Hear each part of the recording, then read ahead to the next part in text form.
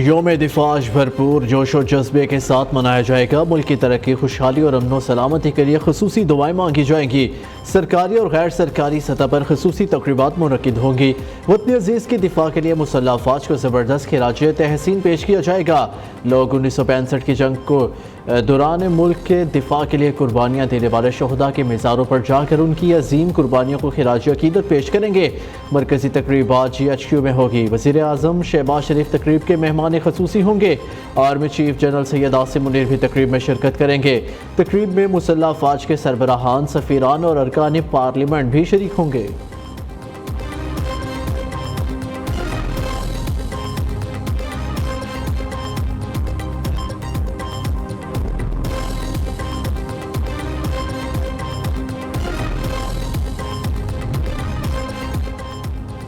آج کا دن ملک کی خود مختاری کے دفاع کی جانب غیر متزلزل قومی عزم کی یاد دلاتا ہے۔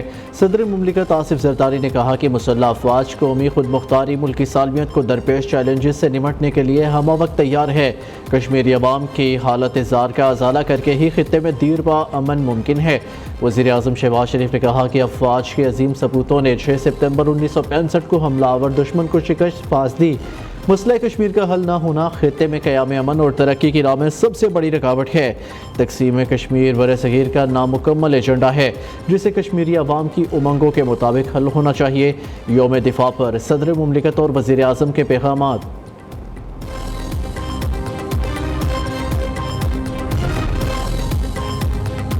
1965 کی جنگ کی فاتحانہ وراثت کو فخر کے ساتھ یاد کر رہے ہیں۔ پاکستان کے 59ویں یوم دفاع کے موقع پر chairman joint chief of staff committee, services chief اور مسلح افواج نے اپنے پیغام میں کہا، جو قوم کے ناقابل تسخیر عزم اور غیر متزلزل جذبے کی مثال ہے۔ 59 سال قبل افواج پاکستان نے فیصلہ کن طور پر دشمن کے مذموم عزائم کو ناکام بنایا اور ایک تاریخی فتح حاصل کی جو تاریخ میں ہمیشہ کے لیے لکھی جائے گی۔ شہداء کے لواحقین نے اپنے پیاروں کی قربانیوں کو ہمت کے ساتھ برداشت کیا۔ شہداء کی قربانیاں مضبوط، خوشحال اور پرامن پاکستان کے لیے جدوجہد کرنے کی ترغیب دیتی رہیں گی۔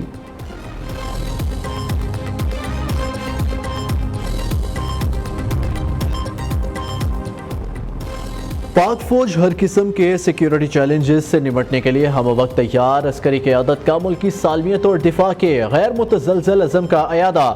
وزیر اعظم شہباز شریف کی راولپنڈی میں آرمی وار گیم کے اختتامی سیشن میں شرکت۔ وار گیم اور خطرات سے نمٹنے کے لیے پاک فوج کی آپریشنل تیاریوں پر جامع بریفنگ دی گئی۔ Army chief general Asim Munir, اعلیٰ عسکری قیادت اور سول حکام کی شرکت۔ شہباز شریف کا پاک فوج کی آپریشنل تیاریوں پر مکمل اطمینان کا اظہار۔ خطے میں اسٹریٹجک استحکام، ایٹمی طاقت کا توازن برقرار رکھنے میں مسلح افواج کے کلیدی کردار کو سراہا۔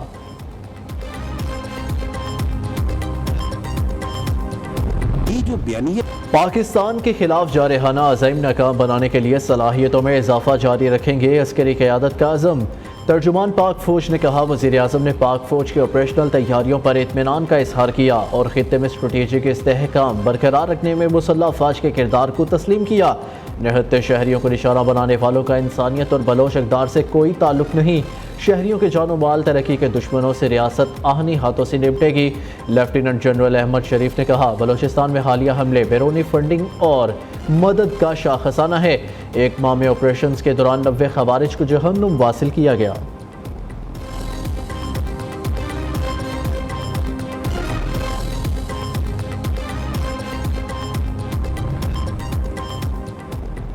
فیض حمید کیس میں جو بھی ملوث ہوگا، کوئی بھی عہدہ یا حیثیت ہو، اس کے خلاف کارروائی ہوگی۔ DGISPR لیفٹیننٹ جنرل احمد شریف نے پریس کانفرنس کے دوران کہا، اگر فوج میں کوئی اپنے ذاتی فائدے کے لیے کسی مخصوص سیاسی ایجنڈے کو پروان چڑھاتا ہے تو خود احتسابی کا نظام حرکت میں آ جاتا ہے۔ فیض حمید نے مخصوص سیاسی عناصر کی اما پر قانونی و آئینی حدود سے تجاوز کیا۔ فوج خود احتسابی پر سختی سے یقین رکھتی ہے۔ فیض حمید کیس اس بات کا منہ بولتا ثبوت ہے، ان کے خلاف باقاعدہ فیلڈ کورٹ مارشل کی کارروائی جاری ہے۔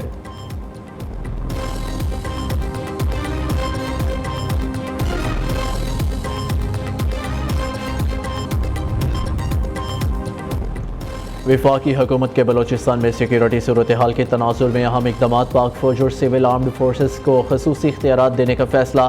سیکیورٹی فورسز دہشت گردی کے شعبہ میں کسی بھی شخص کو حراست میں لے سکے گی۔ وفاقی کابینہ نے انسدادی دہشت گردی ایکٹ 1997 میں ترمیم کی منظوری دے دی۔ سیکشن 11ای کی ترمیم کے لیے قانون سازی ہوگی۔ خفیہ اور قانون نافذ کرنے والے اداروں پر مشتمل تحقیقاتی ٹیمیں تشکیل دی جا سکیں گی۔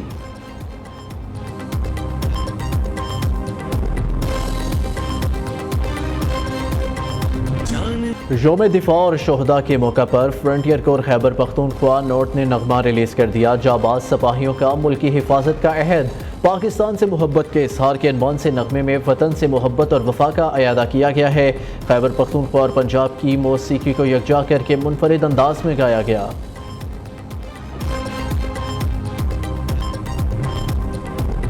پی ٹی آئی کو اسلام آباد میں 8 ستمبر کو جلسے کی اجازت مل گئی۔ ضلعی انتظامیہ نے NOC جاری کر دیا۔ نوٹیفیکیشن 41 مختلف شرائط بھی آئے۔ جلسہ GT روڈ سنگجانی کے کھلے میدان میں ہوگا۔ کاروبار یا سڑک بلاک نہیں ہوگی۔ جلسہ سپہر 4 بجے شروع ہو کر 7 بجے ختم ہوگا۔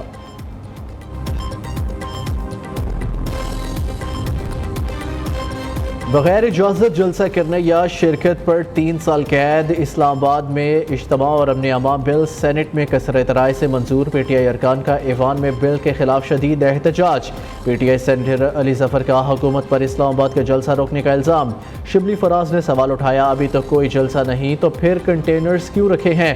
سینیٹر عرفان صدیقی نے جواب دیا، آپ جہاں چاہے جلسہ کرے، چاہتے ہیں لوگوں کے حقوق پامال نہ ہو، ہم اس چیز کو ریگولیٹ کرنے کی کوشش کر رہے ہیں۔ وزیر قانون اعظم نذیر تارڑ نے کہا، خدارہ اسلام آباد کو اپنا شہر سمجھے، جلسے جلوس روکے نہیں جا رہے، ان کے لیے جگہ مخصوص کی جا رہی ہے۔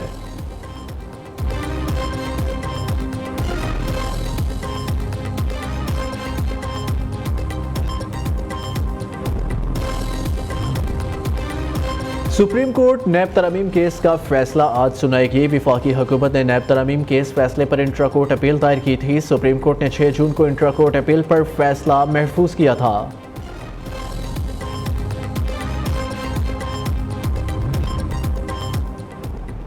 وزیر اعلیٰ پنجاب مریم نواز کا احسن اقدام، ڈی جی خان سے وزیر اعلیٰ نیوٹریشن پروگرام کا آغاز کر دیا۔ گورنمنٹ پرائمری اسکول MC1 میں بچوں کو دودھ کے پیک دیے۔ معصوم طلباء کی نشستوں پر جا کر خود ملی اور گفتگو کی۔ مریم نواز نے کہا، پہلی سے 5ویں کلاس تک ہر بچے کو اسکول میں روز دودھ کا 1 ڈبہ مفت ملے گا۔ وزیر اعلیٰ نے اپنا گھر اپنی چھت اسکیم کی کراندازی کی تقریب سے خطاب میں کہا، اپنا گھر بنانے کے لیے بلا سود قرض دے رہے ہیں۔ 15 لاکھ قرضے پر 14,000 ماہانہ قسط دینا ہوگی۔ خواہش ہے 1 سال میں گھر بنائیں۔ دوسری جانب لاہور میں Nawaz Sharif centre of excellence قائم کرنے کا فیصلہ۔ 4 سے 5.5 سال کے بچوں کو پری کنڈر اور کنڈر گارڈن سے تعلیم دی جائے گی۔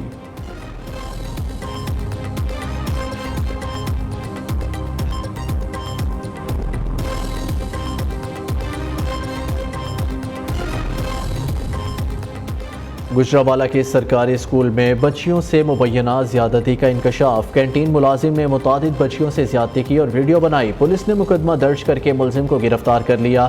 وزیر تعلیم پنجاب کا نوٹس، سیکریٹری حیدر اقبال کی سربراہی میں تحقیقاتی ٹیم تشکیل دے دی۔ کمیٹی کو 12 گھنٹے میں رپورٹ پیش کرنے کی ہدایت۔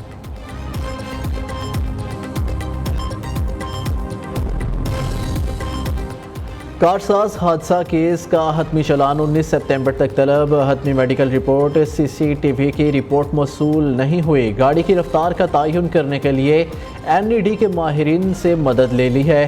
تفتیشی افسر کا کراچی کی مقامی عدالت میں بیان۔ دوسری جانب پولیس نے ملزمہ نتاشا کا برطانوی لائسنس ناقابل قبول قرار دے دیا۔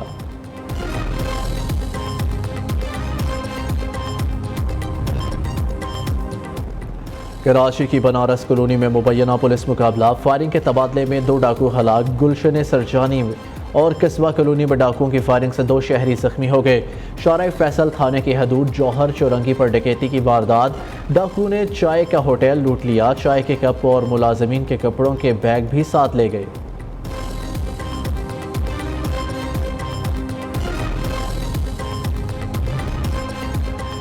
میونخ اولمپکس حملوں کی برسی پر میونخ میں اسرائیلی سفارت خانے کے قریب فائرنگ۔ مشتبہ شخص ہتھیار ہاتھ میں لیے اسرائیلی قونصل خانے کے اطراف گھومتا پایا گیا تھا۔ پولیس کی نظروں میں آنے کے بعد مشتبہ شخص فائرنگ کے تبادلے میں مارا گیا۔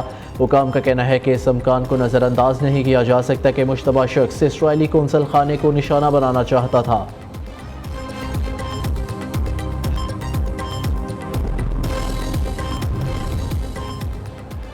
اور سابق کرکٹر مشتاق احمد کی بیٹی حبیبہ کا نکاح ہو گیا۔ تصاویر اور ویڈیو سوشل میڈیا پر وائرل۔ وقار یونس بھی اہل خانہ کے ساتھ شریک۔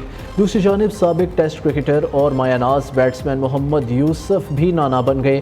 سوشل میڈیا پر محمد یوسف نے نواسے کی تصویر شیئر کر دی۔